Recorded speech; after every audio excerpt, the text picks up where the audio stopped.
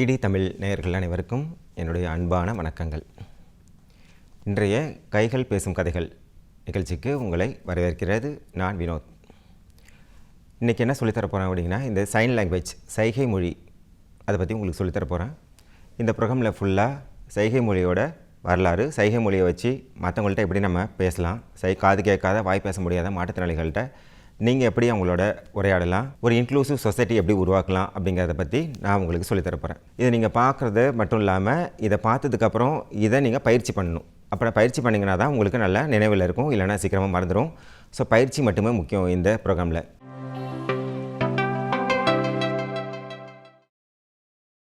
சைகை மொழினா என்ன அப்படின்னா, கை அசைவுகள் மட்டும் காமிக்கிறது மட்டும் சைகை மொழின்னு சொல்ல முடியாது.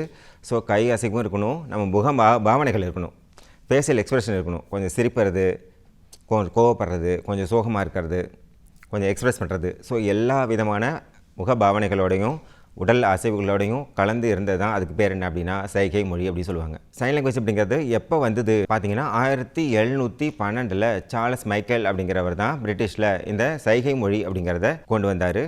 அவருக்கு எப்படி இது மாதிரி ஒரு ஈடுபாடு வந்துச்சு அப்படின்னா, அந்த ஏரியாவில் அந்த நாட்டில் வந்து பார்த்திங்க அப்படின்னா இது மாதிரி காது கேட்காத மாற்றுத்திறனாளிகள் நிறைய பேர் இருந்திருக்காங்க. அவங்களுக்கு வந்து இந்த பேசுறதுக்கான முடியாமல் எல்லாமே கையால் சைகை மொழியில் பண்ணியிருந்திருக்காங்க. ஸோ அப்போ தான் என்ன பண்ணியிருக்காரு அப்படின்னா, அவங்க எல்லோரும் அசம்பிள் பண்ணிவிட்டு அவங்க எல்லோரும் சேர்த்து அவங்களுக்கு வந்து ஒரு லாங்குவேஜை ஃபார்ம் பண்ணியிருக்காங்க. அந்த லாங்குவேஜ் பேர் தான் என்னென்னா சைன் லாங்குவேஜ். ஸோ அதுக்கப்புறம் என்னாச்சு அப்படின்னா, ஒரு கண்ட்ரிலையும் அது வந்து ஸ்ப்ரெட் ஆக ஆரம்பிச்சிது. நம்ம இந்தியாவில் என்ன ஃபாலோ பண்ணுறோம் அப்படின்னா, நம்ம இந்தியன் சைன் லாங்குவேஜ் அப்படிங்கிறத ஃபாலோ பண்ணுறோம். ISLன்னு சொல்லுவாங்க. இப்போ உலகம் ஃபுல்லும் பார்த்திங்க அப்படின்னா 300 விதமான சைகை மொழிகள் இருக்குது. நம்ம இந்தியாவில் வந்து இந்தியன் சைன் லாங்குவேஜ் ஃபாலோ பண்ணுறோம். பிரிட்டிஷ் கண்ட்ரிஸ் எல்லாமே என்ன பண்ணுறாங்க அப்படின்னா BSL அப்படின்னு சொல்லுவாங்க, பிரிட்டிஷ் சைன் லாங்குவேஜ் அவங்க ஃபாலோ பண்ணுறாங்க. அமெரிக்காவை எடுத்துக்கிட்டிங்க அப்படின்னா ASL American sign language, AUSL அப்படிங்குவாங்க ஆஸ்திரேலியன் சைன் லாங்குவேஜ், CSLனா சைனீஸ் சைன் லாங்குவேஜ் வரும், ஜப்பானீஸ்க்கு பார்த்திங்கன்னா JSLன்னு சொல்லுவாங்க. ஒவ்வொரு கண்ட்ரிக்கும் என்ன பண்ணுறாங்க அப்படின்னா அந்த சைன் லாங்குவேஜில் டிஃப்ரெண்ட்டாக வருது. இப்போது நம்ம இந்தியாவில் நம்ம ஃபாலோ பண்ணுறது Indian sign language.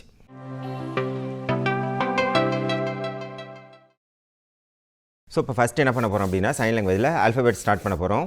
2 type of alphabets நம்ம பண்ணலாம். அதாவது 2 கையாலையும் பண்ணுறது இருக்குது, சிங்கிள் ஹேண்டில் பண்ணுறதும் இருக்குது. இப்போ ஃபஸ்ட் நம்ம என்ன செய்ய போகிறோம் அப்படின்னா 2 கையாலையும் செய்யக்கூடிய ஆல்ஃபபெட்ஸ். ஸோ ஃபஸ்ட் என்ன பண்ண போகிறீங்க அப்படின்னா 2 தம் ஃபிங்கரும் ஆட் பண்ணிங்க அப்படின்னா சேர்த்திங்கன்னா உங்களுக்கு ஏங்கிற லெட்டர் கிடைக்கும். இங்கே பார்த்துக்கோங்க, ஏ அப்படிங்கிறது எப்படி போடுவோமா, நடுவில் ஒரு லைன் வரும். ஸோ இப்படி மட்டும் நீங்கள் சேர்த்துட்டிங்கன்னா போதும், கன்சிடர் டு பி ஏ. இந்த ஃபிங்கரில் இப்படி ஓப்பனில் இருக்கக்கூடாது, க்ளோஸில் இருக்கணும். இது ஏ. நெக்ஸ்ட் வந்து பார்த்திங்க அப்படின்னா பி எப்படி போடுவோம், நம்ம இப்படி போடுவோம் பி. ஸோ வந்து பி இப்படி ஆக்சுவலாக இப்படி வரணும், பி இப்படி வராது. நம்ம என்ன செய்கிறோம்னா ஷார்ட்டாக இப்படி பண்ணிடுறோம். நெக்ஸ்ட்டு சி, இங்கே பாருங்கள் சியில் இதான் சி. இப்போ வந்து என்ன செய்கிறோம்னா இந்த 4 ஃபிங்கர்ஸும் ஆட் பண்ணியும் காமிக்கலாம், இல்லை சிங்கிள் ஃபிங்கர்ஸும் காமிக்கலாம். இது கன்சிடர் டு பி சி.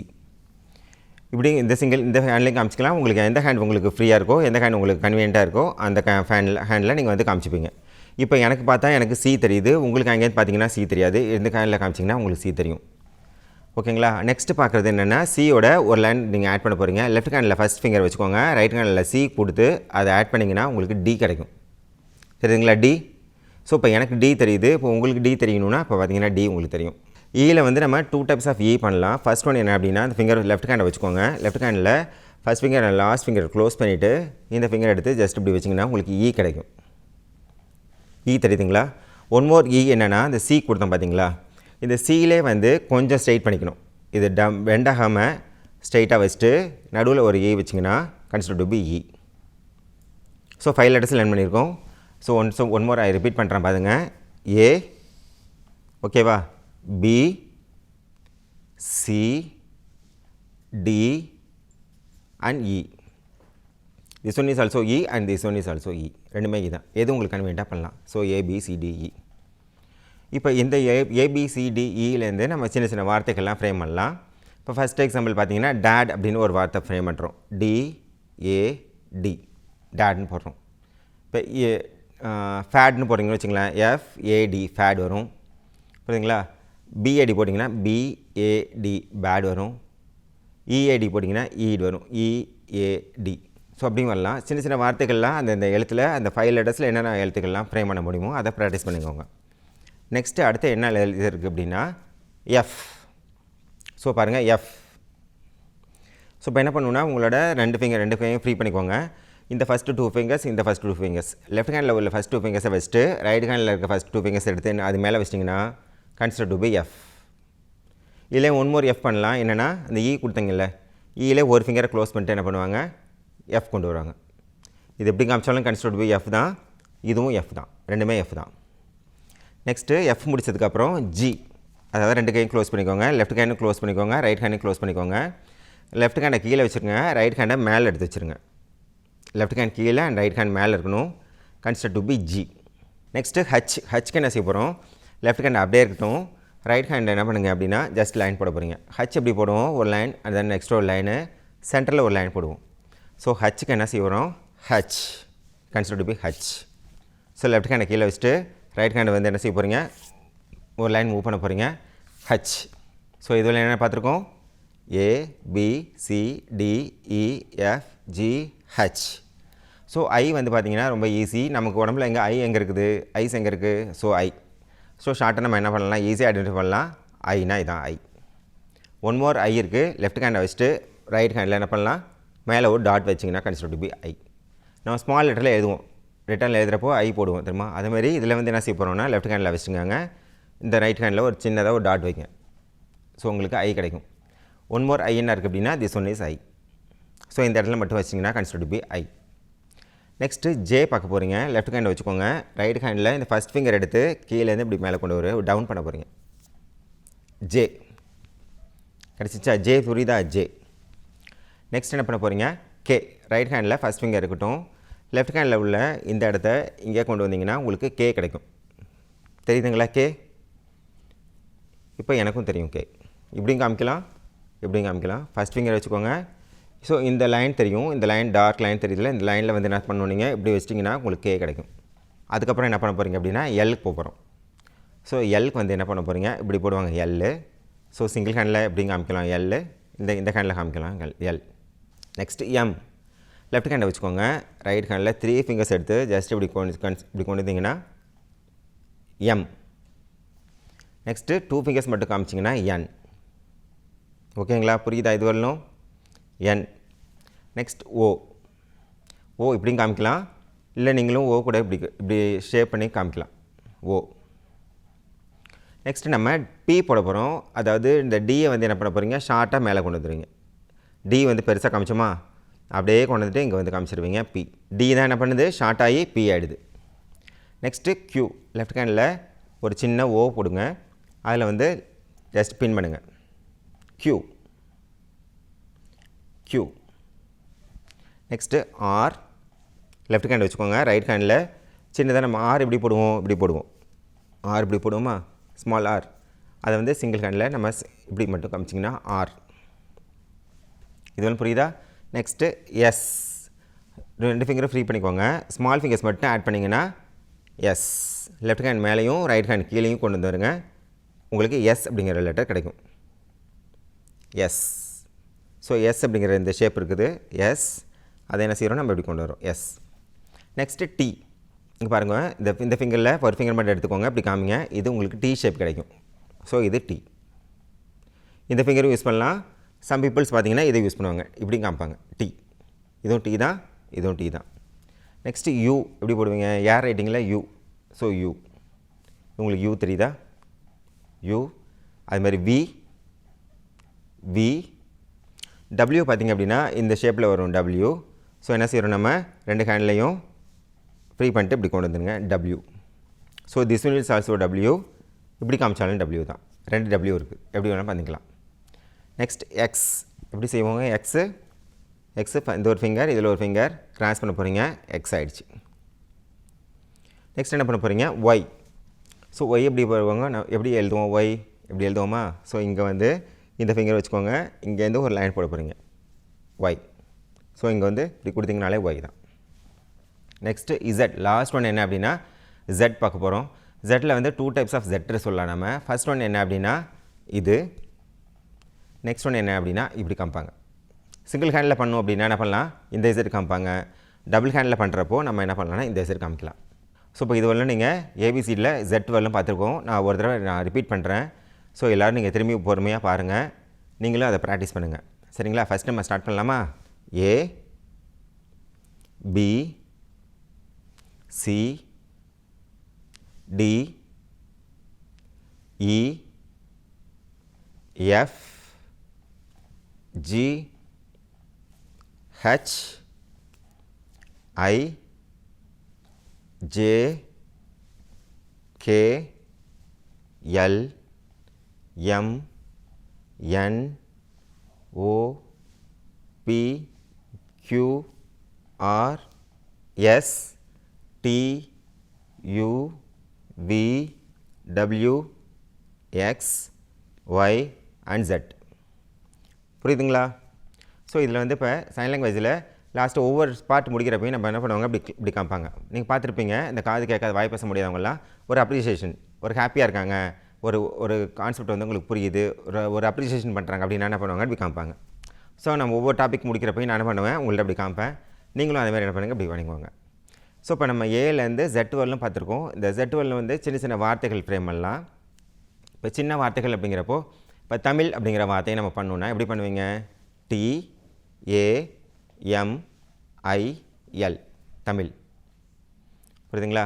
இப்போ தூர்தர்ஷன் அப்படின்னா என்ன செய்வீங்க, DOORDARSHAN தூர்தர்ஷன். சென்னை அப்படிங்கிறதுக்கு என்ன சைன் பண்ணலாம், CHENNAI. புரியுதுங்களா? இப்போ தமிழ்நாடு பண்ணணுன்னா TAMILNADU. இப்போ இந்தியா அப்படின்னு பண்ணணுன்னு வச்சுக்கோங்களேன், இந்தியாவுக்கு என்ன பண்ணலாம், INDIA. ஸோ இதேமாதிரி என்ன பண்ணலாம், உங்களோட பேர் என்ன அப்படிங்கிறத சொல்லுங்கள். உங்களோட பேருக்கு நீங்களே என்ன பண்ணுங்கள் அப்படின்னா ப்ராக்டிஸ் பண்ணுங்கள். இப்போ என்னோடய பேர் என்னென்னா வினோத். நான் எப்படி செய்கிற பாருங்க, VINOTH.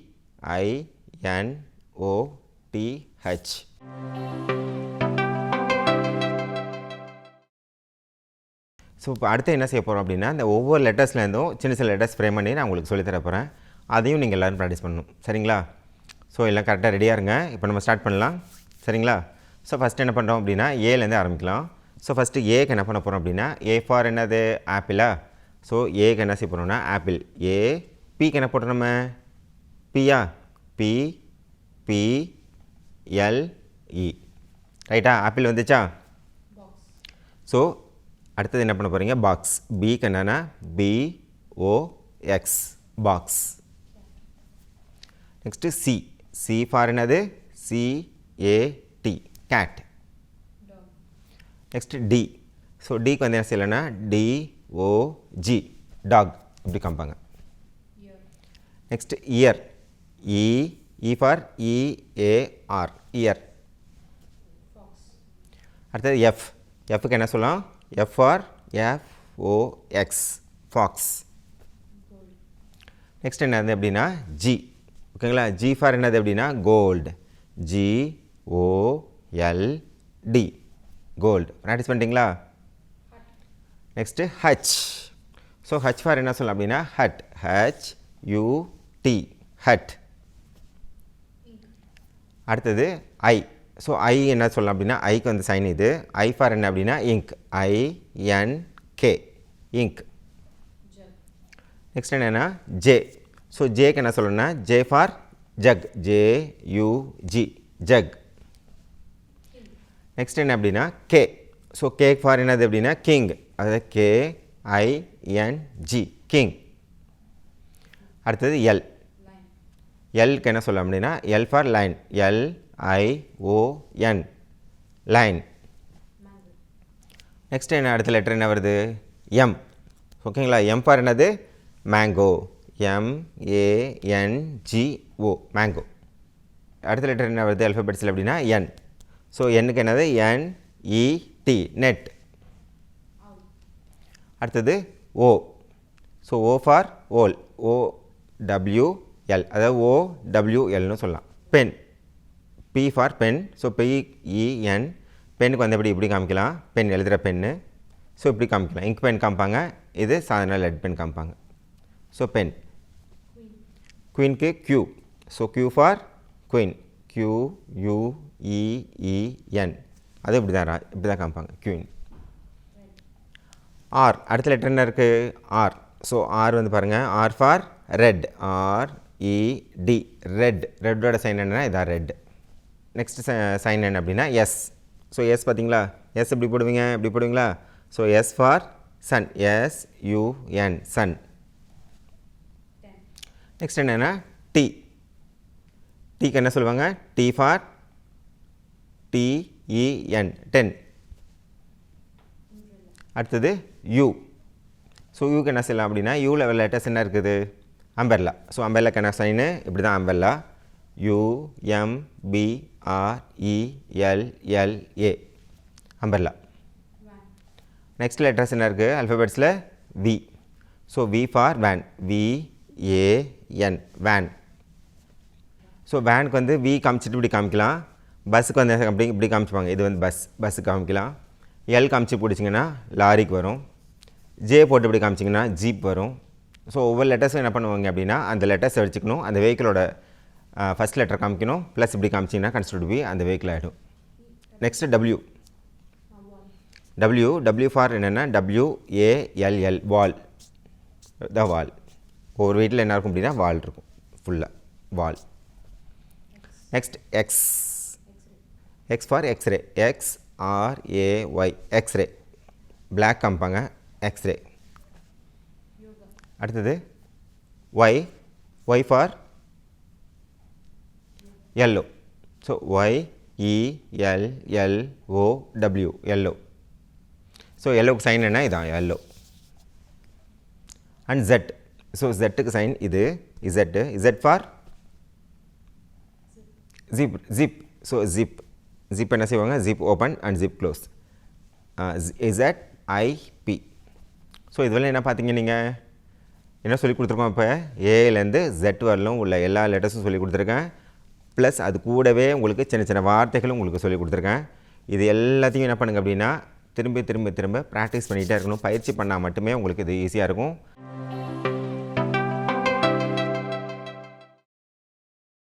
ஸோ இப்போ சின்னதாக ஒரு கதை சொல்ல போகிறேன் சைன் லாங்குவேஜில், அது என்ன சொல்கிறேன் அப்படிங்கிறத பார்த்து புரிஞ்சுக்குங்க, சரிங்களா? ஸ்டார்ட் பண்ணலாமா கதையை? ஒரு நகரத்தில் மீனா என்ற சிறுமி வாழ்ந்து வந்தாள். அவள் காது கேளாத மற்றும் வாய்ப்பேச முடியாதவளாக இருந்தாள். ஆனால் அவளுக்கு வாழ்க்கையை மகிழ்ச்சியாக வாழும் ஒரு திறமை இருந்தது. அவளது பெற்றோர் அவளுக்காக அனைவரும் சைகை மொழியை பயிலச் செய்தனர். ஆனால் மற்ற குழந்தைகள் மீனாவை புரிந்து கொள்ளவில்லை. சிலர் அவளை கேலி செய்தனர். ஒரு நாள் பள்ளியில் ஒரு புதிய மாணவன் அருண் என்பவன் சேர்ந்தான். அவன் எப்போதும் மீனாவுடன் பேச முயன்றான். ஆனால் மீனா பதிலளிக்கவில்லை. பிறகு ஆசிரியர் அருணுக்கு மீனா சைகை மொழியில் மட்டுமே பேசுவாள் என்று கூறினார். அதை கேட்டதும் அருண் சைகை மொழியை கற்றுக்கொள்ளத் தொடங்கினான். சில நாட்களில் அவன் நண்பன், மகிழ்ச்சி, நன்றி போன்ற சில வார்த்தைகளை சைகை மொழியில் சொல்லத் தொடங்கினான்.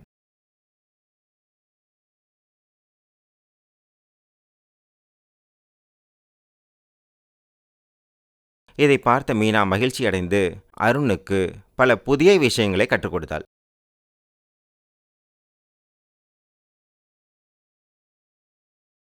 பள்ளியில் உள்ள மற்ற குழந்தைகளும் அவர்களை பார்த்து சைகை மொழியை கற்றுக்கொண்டு மீனாவுடன் பேசத் தொடங்கினார்கள்.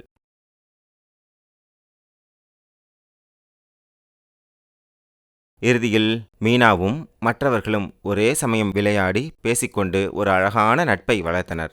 கதை அன்பை புரிந்து கொள்வதற்கு எந்த மொழியிலும் பேசலாம். சைகை மொழியை அனைவரும் கற்றுக்கொள்ள வேண்டும்.